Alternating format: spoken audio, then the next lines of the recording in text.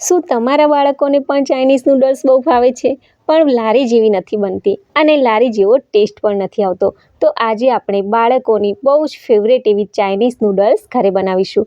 તો અહીંયા મેં નૂડલ્સના આ રીતે 2 ભાગ કરી લીધા અને હવે આપણે આમાં પાણી ગરમ કરવા મૂકી દઈશું. તો 4 ગ્લાસ જેટલું પાણી એકદમ સારું એવું ઉકળવા લાગે પછી જ આમાં નૂડલ્સને આપણે મૂકીશું. અને જો થોડા ગરમ પાણીમાં કે પછી ઠંડા પાણીમાં નૂડલ્સને મૂકશો ને તો નૂડલ્સ ચીકણી અને લોચા જેવી બની જશે.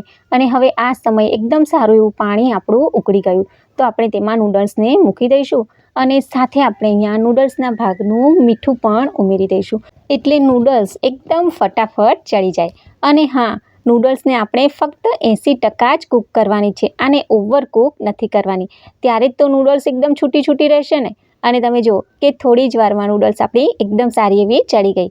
તો હવે આ તૈયાર થયેલી નૂડલ્સને આપણે એક કાણાવાળા વાસણમાં કાઢી લઈશું. અને આ ઓવરકૂક ના થઈ જાય ને એટલે ઉપરથી આપણે એકદમ ઠંડુ પાણી નાખી દઈશું.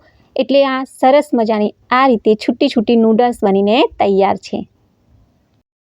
અને હવે એક નોનસ્ટિક પેનમાં આપણે 1 ચમચી જેટલું તેલ ઉમેરી દઈશું. તેલ ગરમ થઈ જાય એટલે તેમાં લસણ અને મરચાં ઉમેરી દઈશું. એકવાર બધું મિક્સ કરી લઈશું. અને હવે આપણે આમાં આ રીતે છીણેલું આદું ઉમેરી દઈશું અને આને થોડી વાર માટે સાતળી લઈશું. સાથે આપણે આ રીતે લાંબી ચીરીઓમાં કાપેલી ડુંગળી ઉમેરી દઈશું અને ડુંગળીને પણ આપણે થોડી વાર સાતળી લઈશું. તો આ વેજીટેબલોને આપણે ઓવરકૂક નથી કરવાના, ફક્ત તેની કચાશ જ દૂર કરવાની છે. થોડી કોબીજ અને કેપ્સિકમ પણ ઉમેરી દઈશું અને આને પણ આપણે થોડી વાર માટે સાતળી લઈશું.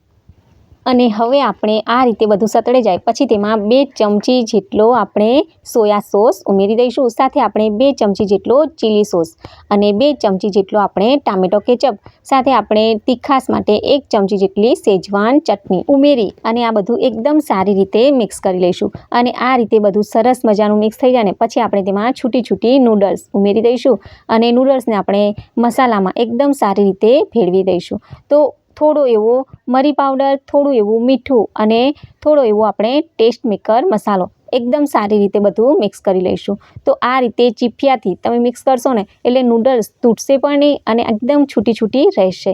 તો આ ચાઇનીઝ નૂડલ્સ બનીને તૈયાર છે. અને બાળકોને તો આ ચાઇનીઝ નૂડલ્સ બહુ જ ભાવશે.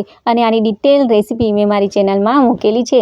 અને રેસીપી ગમે તો વિડીયોને લાઇક કરજો અને વધારેમાં વધારે વિડીયોને શેર કરજો. અને આવી જ નવી રેસીપીઓને જોવા માટે મારા ચેનલને સબસ્ક્રાઈબ કરજો. Thanks for watching. બાય.